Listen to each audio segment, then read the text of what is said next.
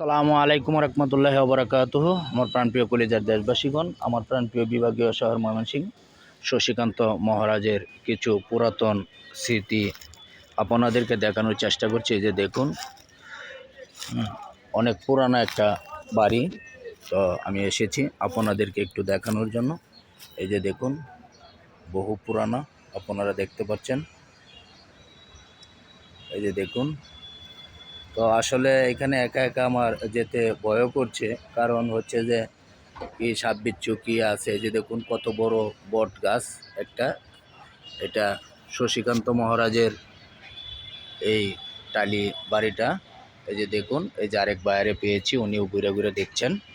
তো দেখি ভাইয়ের সাথে, এই ভাইও একটু দেখছে। এই যে এটার ভিতরে অনেক জিনিসপত্র, বিভিন্ন পুরাতন ফার্নিচার রয়েছে। আপনাদেরকে একটু দেখানোর চেষ্টা করছি। এই যে দেখুন, অনেক বহু পুরাতন জিনিসপত্র রয়েছে। দেখুন, এই যে দেখুন, এটা আসলে ভিতরে অনেক অন্ধকার, তাই কিছু দেখানো সম্ভব হচ্ছে না। ছিল কিছু না কিছু অবশ্যই আছে। অনেক লোহার স্টিলের বড় দামি কিছু জিনিসপত্র এটার ভিতরে রয়েছে। অনেক সুন্দর। এই যে দেখুন, এই যে এটার মধ্যে মনে হয় এখনো কিছু আছে। এই যে লক লাগানো আছে, দেখা যাচ্ছে। মনে হয় কিছু আছে এটার মধ্যে। ওই যে এখনো তালাবদ্ধ দেখা যাচ্ছে। ভিতরে অনেক কিছু, এই যে আপনাদেরকে একটু দেখানোর চেষ্টা করছি। ভাঙ্গা, এখানে অনেক পুরনো বাড়ি আপনাদেরকে দেখানোর চেষ্টা করলাম। অনেক ব্যাপার,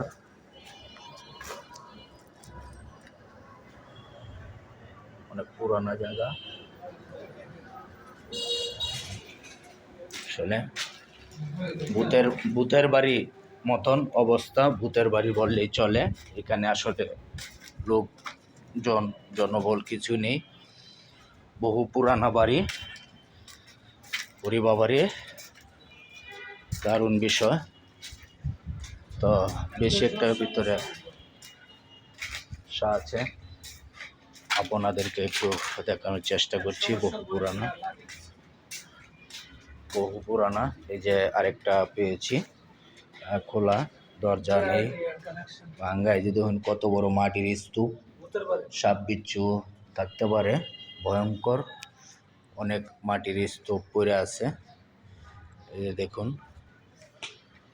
তো কি বলবো, অসাধারণ।